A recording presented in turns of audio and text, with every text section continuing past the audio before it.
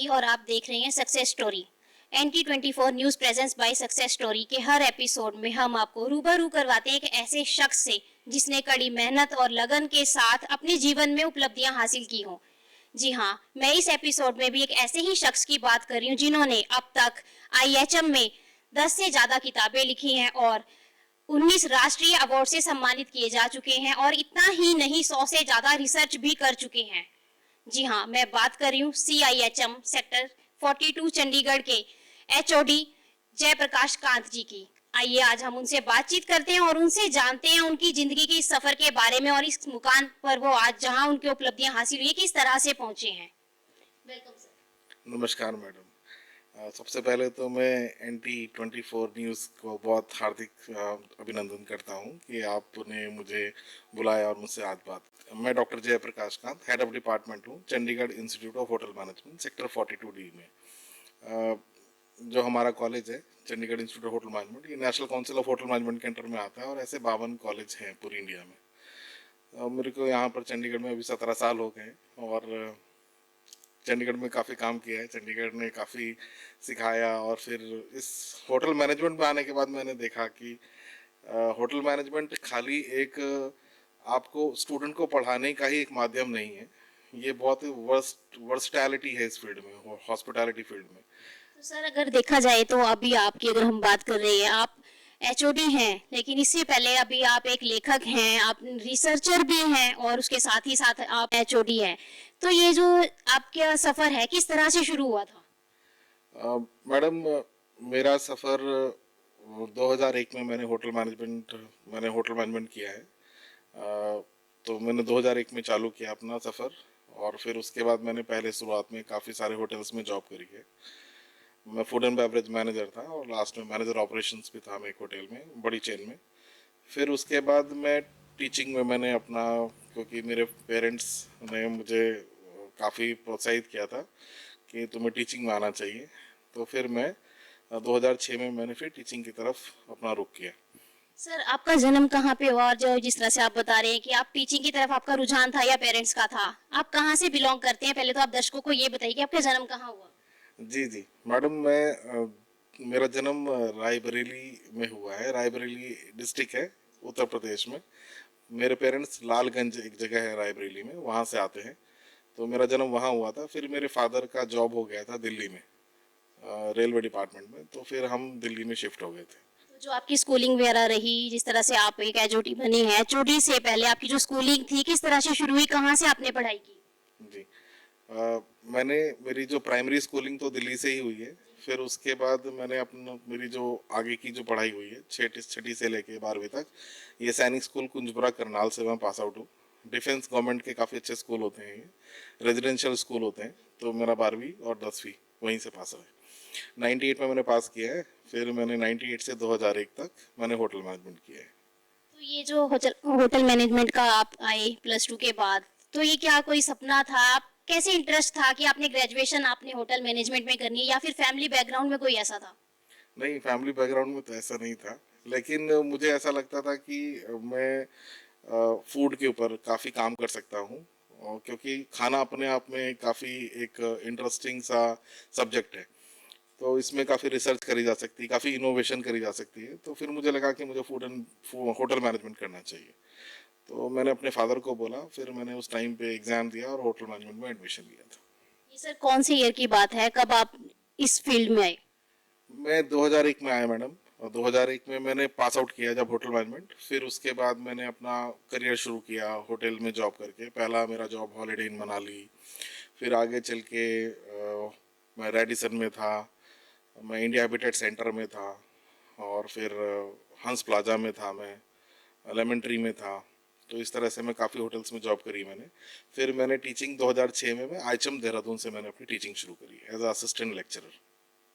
जब आप hotel management में सर आए, जैसा आप बता रहे हैं कि आप आए, तो आपको क्या कठिनाई आई शुरू में? जैसे आप किसी भी हम नई फील्ड में चले जाते हैं, हमें बहुत सी कठिनाइयां आती है, तो आपके जीवन में भी क्या कुछ ऐसा रहा? जी जी, मेरी फील्ड में तो बहुत सारी तकलीफें आई, बहुत कठिनाइयाँ आई थी टीचिंग में आने के बाद। मैं इंडस्ट्री में जब था तो काफ़ी कम एज में ही मैं मैनेजर बन गया था।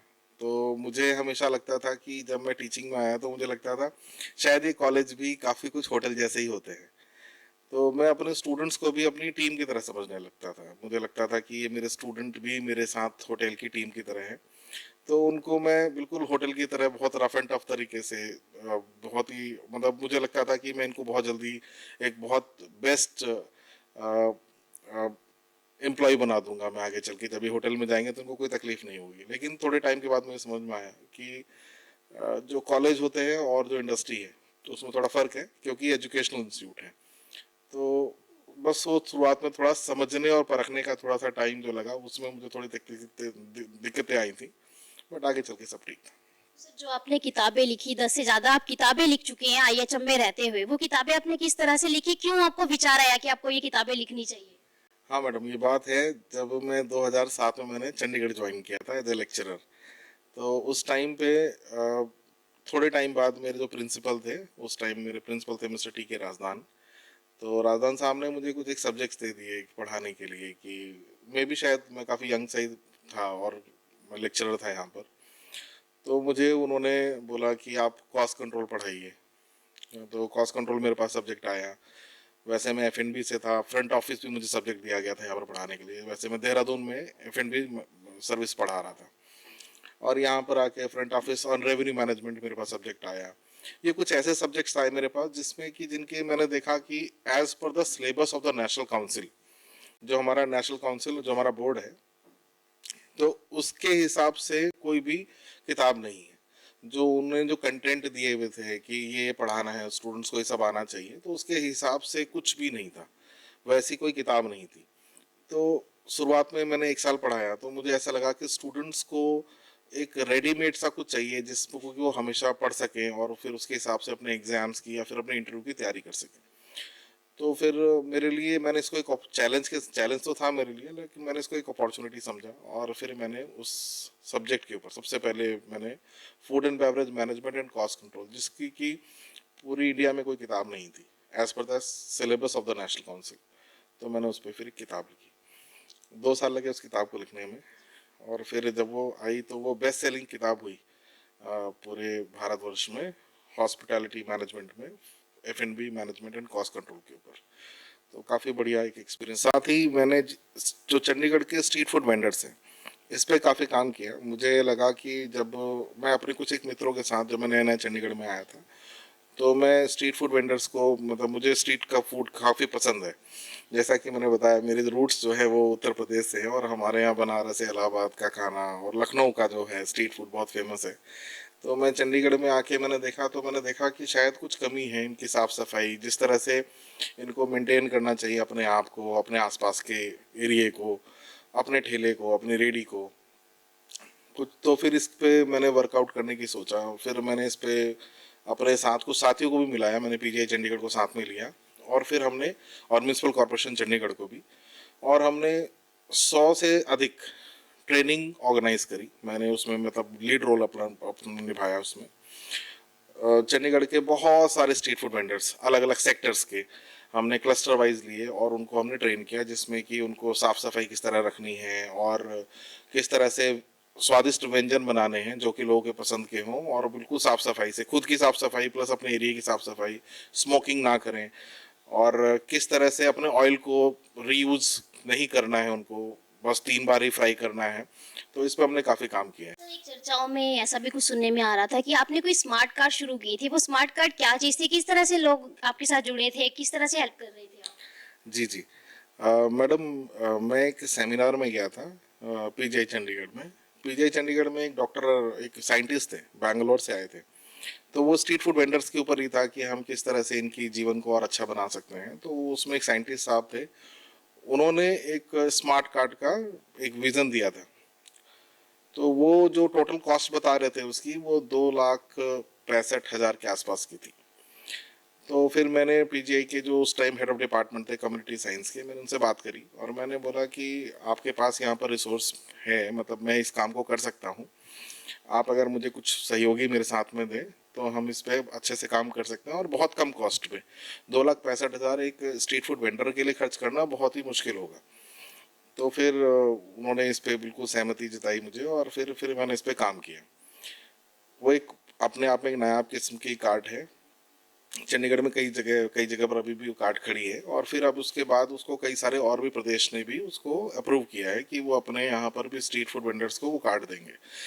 इस कार्ट में वो सोलर पैनल से चलने वाली कार्ट थी, और उसमें गैस स्टोव सोलर से चलने वाला, प्लस उसमें कस्टमर के लिए हाथ धोने के लिए वॉश बेसिन, अंदर बर्तन धोने के लिए sink, water tank, fire safety, plus display, plus food eating area, पूरा एक प्रॉपर तरीके से वेल ऑर्गेनाइज था। तो ये कार्ट अपने आप में नायाब थी, और जो टोटल कॉस्ट जब इसको बनाया हमने, तो ये टोटल हमारी जो कॉस्ट पड़ी थी 55,000 रुपये की पड़ी थी, और जो कि 1/3 थी उस कॉस्ट की, या 1/4 थी उस कॉस्ट की, जो कि उन डॉक्टर साहब ने बैंगलोर से जो आए थे उन्होंने बताया था। तो इस तरह से गवर्नमेंट ने इसको काफ़ी पसंद किया।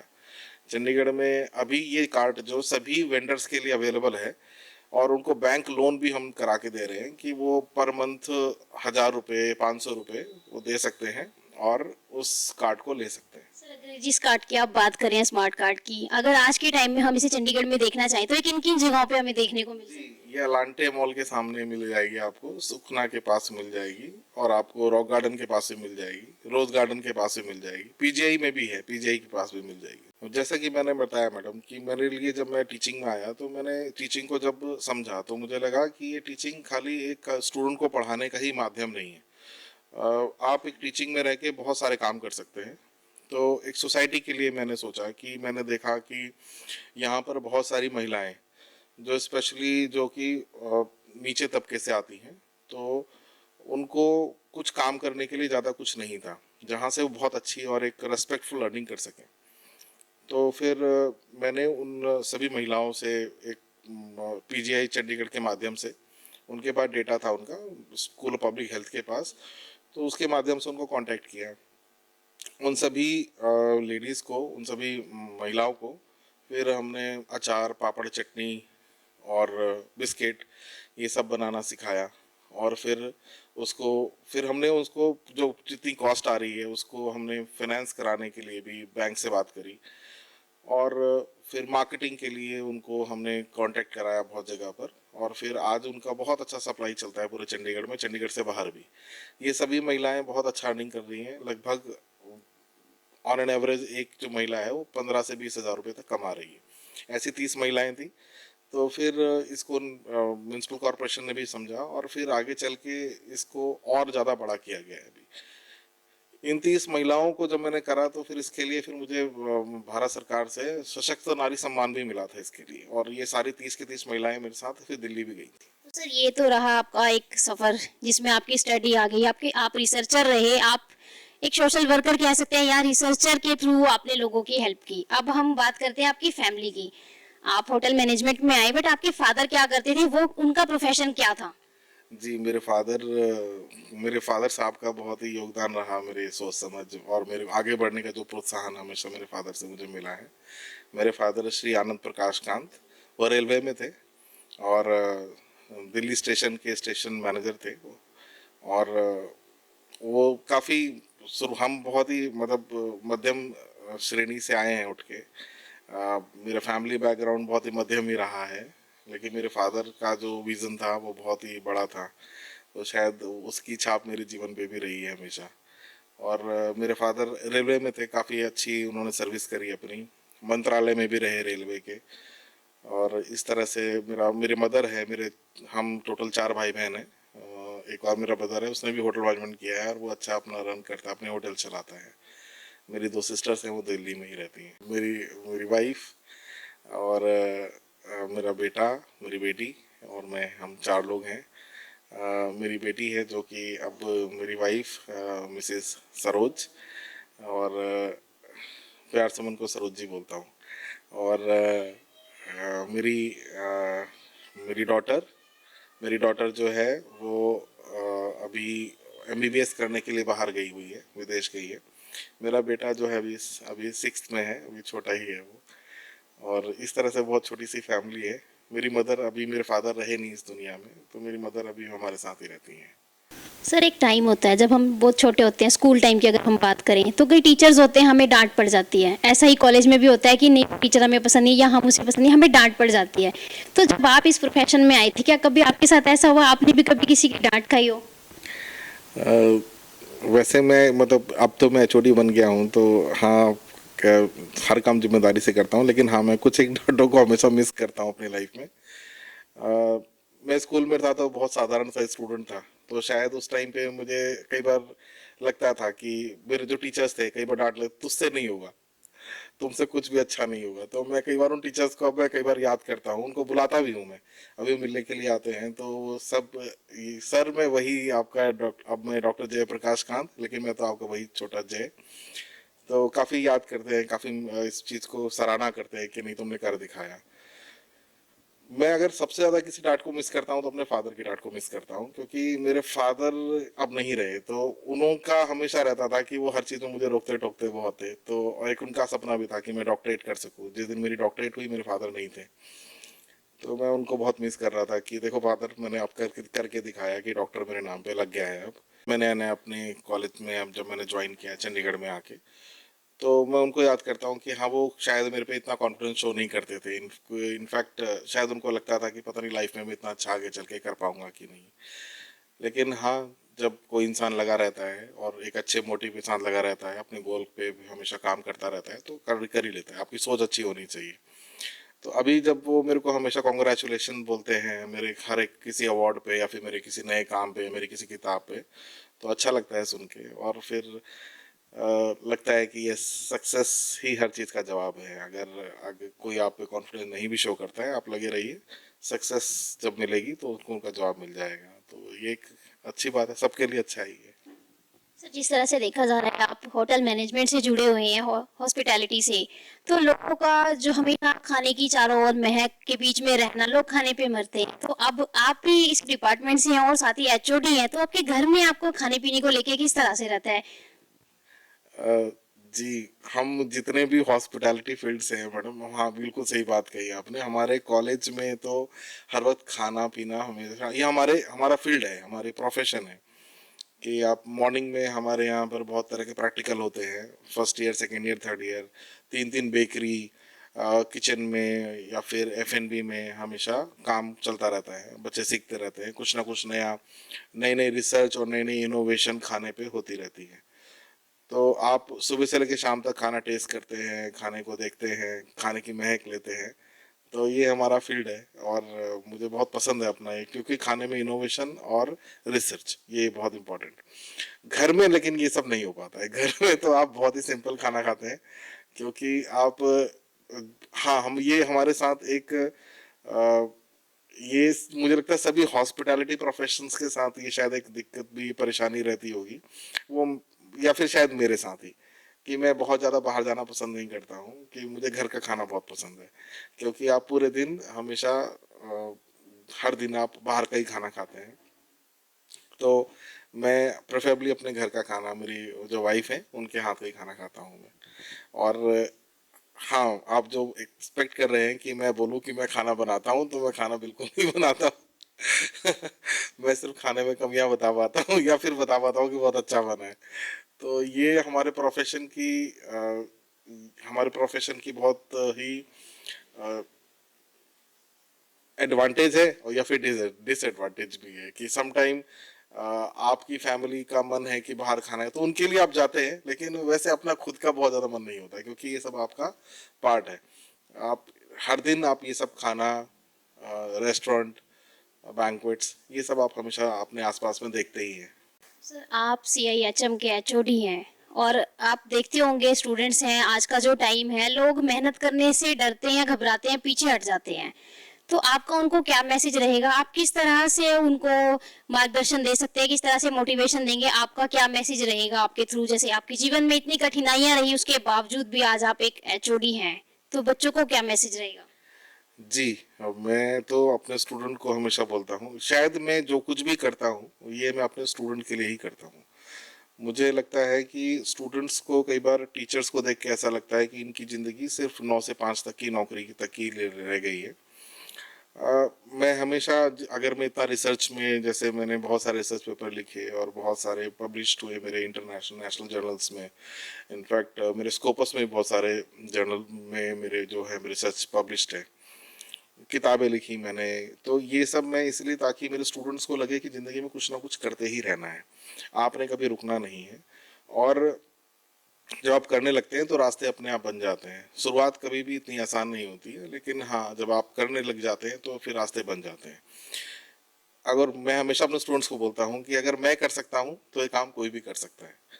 तो उनको मैं यही हमेशा बोलता हूँ कि कभी भी मेहनत से नहीं हटना है और अपने विज़न बनाओ। आप फिक्स करो कि 1 साल में क्या, 2 साल में क्या, 3 साल में क्या। जैसे कि मैं हमेशा अपनी लाइफ में छोटे-छोटे मैं गोल्स बनाता हूँ कि 1 साल में मुझे क्या करना है, फिर 2 साल में क्या, 5 साल तक का विज़न लेके चलता हूँ मैं। तो यही मैं अपने स्टूडेंट्स को बोलता हूँ कि आज आप जो भी हो और आप कुछ बनो ना बनो, लेकिन एक अच्छा इंसान ज़रूर बनना आप।